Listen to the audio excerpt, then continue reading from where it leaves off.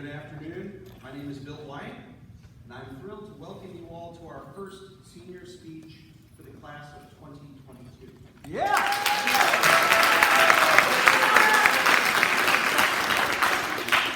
Today's speech has been prepared by Ms. Poorna Doppalapudi. Before we begin, I'd like to share a few words for our audience. First, for all of us, what a joy it is to be able to come together in this space to share in one of our finest traditions at Prep. Thank you for continuing to keep the safety of yourselves and others in mind this year as in the last, so that we may continue to do so right here in the Whole Fine Arts Center. To our students across all grades, I welcome you to listen and search these speeches for opportunities to extend and challenge what you know, and to find instances that might inspire you as you negotiate your academic and personal development. I also welcome teachers, coaches, and guests who have played such important roles in Poorna's road toward the scholar-athlete she is today. Poorna is joined today by her father, Srini Doppalapudi, her mother, Dr. Varsha Kulkarni, and her brother, A.D. We also have many of Poorna's close friends with us. Thank you for joining with our community today as we celebrate Poorna during a rite of passage in her life at Prep. Would everyone please join me in extending a special welcome to them.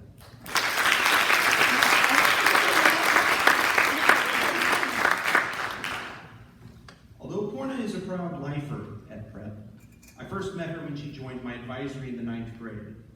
I immediately recognized Poorna's inquisitive mind and ambitious nature, and was thrilled when she came to me at the start of her sophomore year to talk to me with such excitement about her summer reading. Apparently her thoughts on Yuval Noah Harari's *Sapiens* had opened gateways into sophisticated adult society and made Poorna the toast of the town during a summer trip to the north.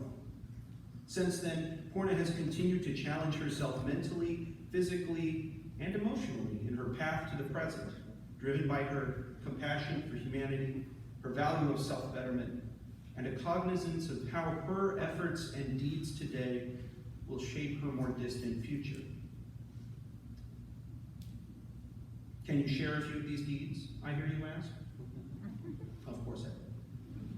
Here is a gently pared down list for Poorna. Since the 10th grade, Poorna has participated in cross country, helping her team to win 1 state and 1 region championship, and now serving as a team captain. She has helped Prep's girls golf win 2 regional championships since joining the team in the 9th grade. Since the 8th grade, she has played on our varsity girls soccer team, participating in 2 state and 2 regional championships in that sport. She has also played 8 years at Arsenal and hopes to play a 3rd year of basketball for Prep.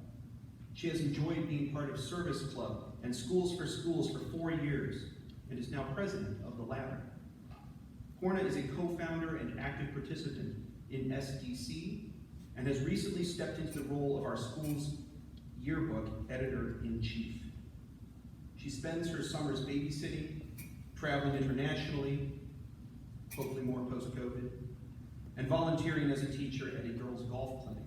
More recently, she has taken part in an epidemiological study concerning COVID-19 mortality rates in different racial groups in the Augusta area, the abstract of which has been accepted by the American College of Physicians and is advancing to an oral competition.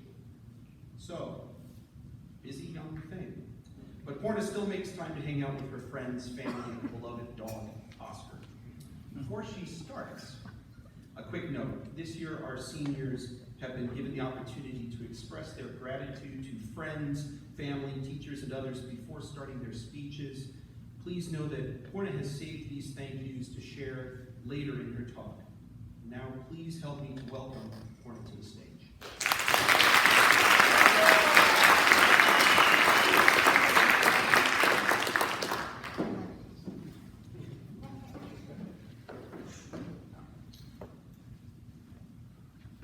Okay, so there are some things in life that you don't want to hear. For example, your senior speeches first. No pressure. all jokes aside, senior year hasn't been the smoothest, to say the least. And I wanted to share my experiences and thoughts with you all. I had been having a really good summer, and I was running, and I was working out 6 days a week, and I was getting ready for my senior cross-country season. And I had just come back from vacation in New York with some of my best friends. 2 days after I got back, everything kind of changed. I was running one morning at practice, and within the first mile, I had a really horrible cramp, and I decided to go home, which is kind of unusual for me.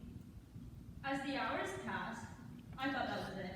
I genuinely believed that I was going to die because the pain was so bad as I fell in and out of consciousness.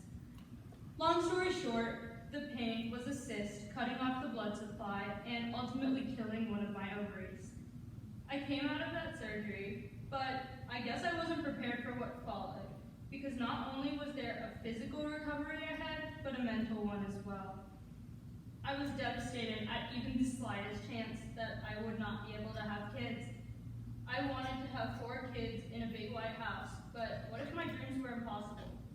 Also, this thing is remarkably rare, with only 0.0049% of girls under 20 getting it. So why was it happening to me? It's honestly funny how life works. Some of the most pivotal years of my life were overcome by tragedy and tears.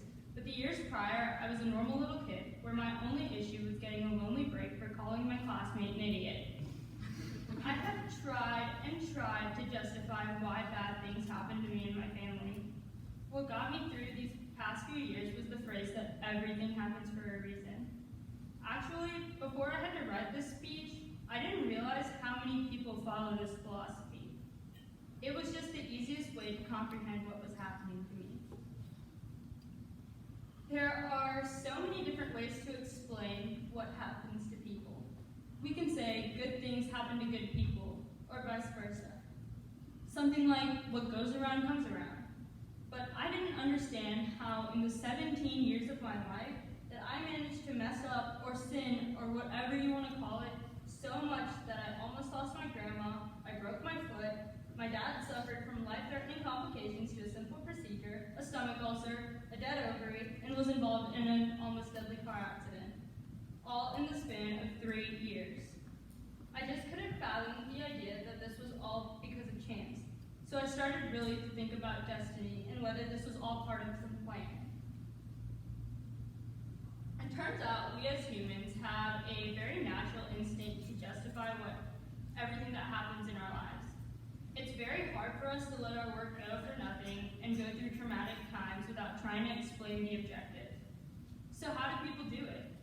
Some people fault themselves for their problems, others believe it's all by chance, and many turn to religion as an explanation for the things that happen to them.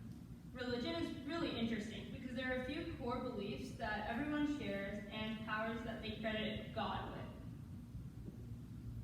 Almost every major religion I look to has similar ideas concerning free will or predestination, or that there is a higher power for a plan for each human being.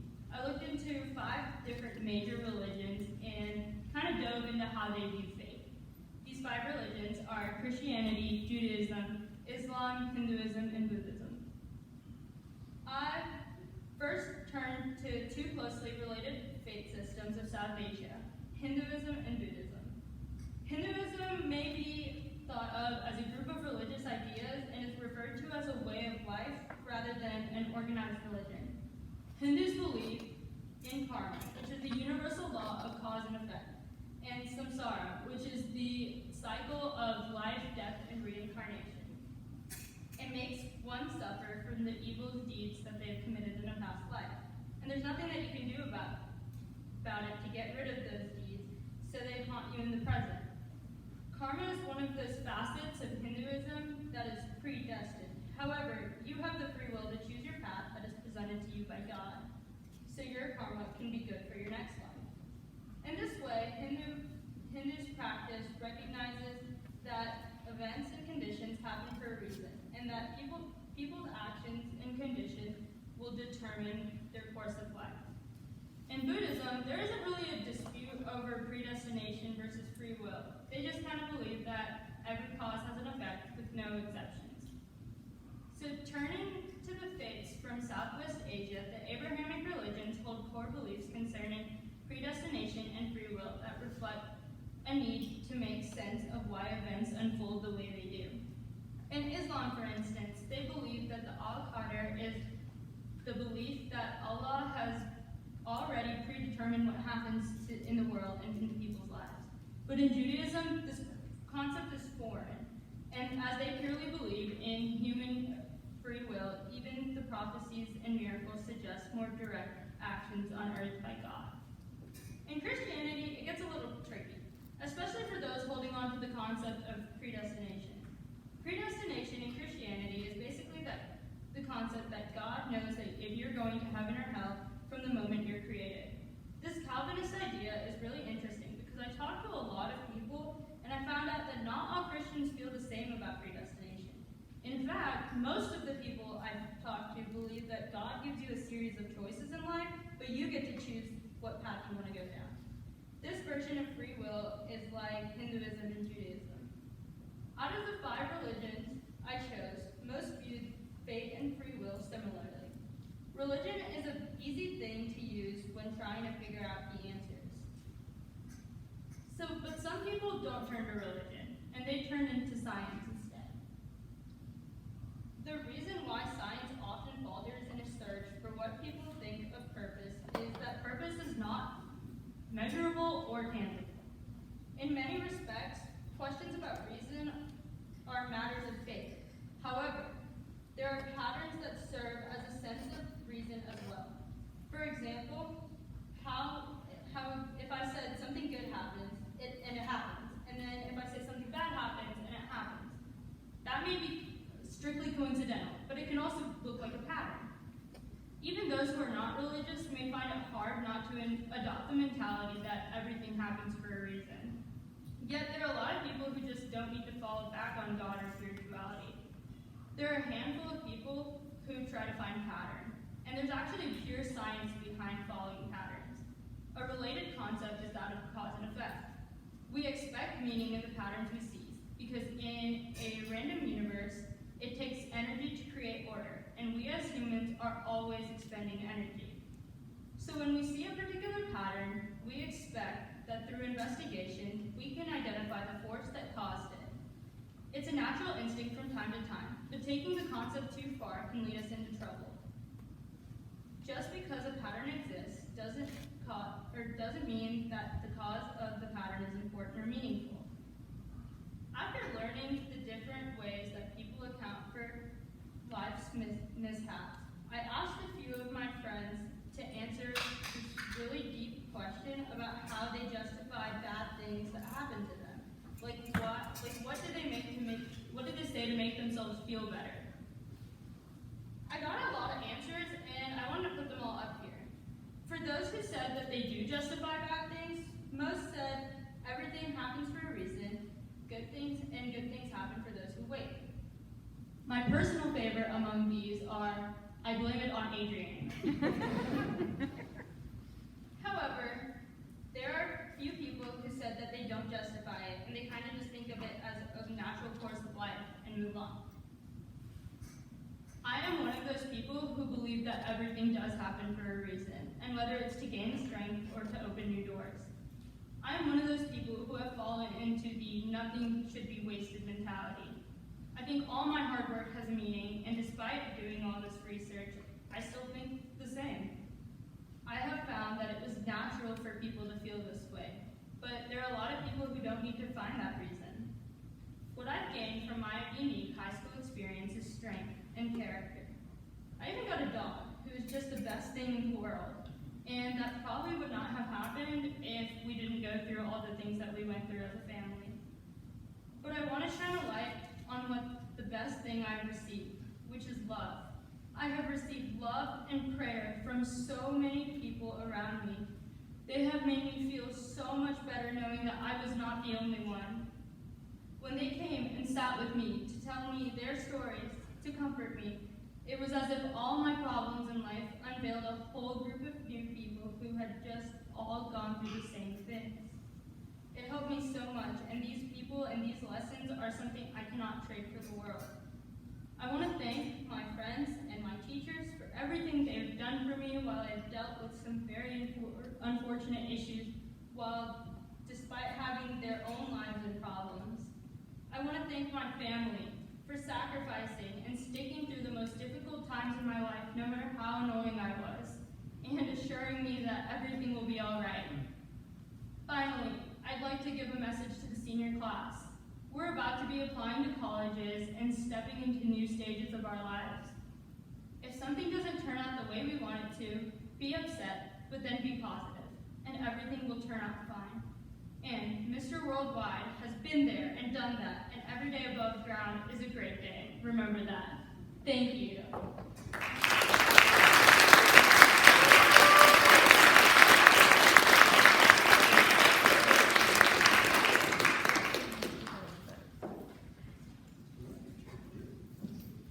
Thank you, Poorna, for sharing your insights and ideas and for encouraging us to reconsider those most challenging episodes of our lives as potentially crucial links in the chain of events that form our histories and our characters. Thank you all for joining us, especially Poorna's family and friends. Now Poorna's classmates are welcome to stay and congratulate her. Everyone else, please make the most of this beautiful day. Thank you.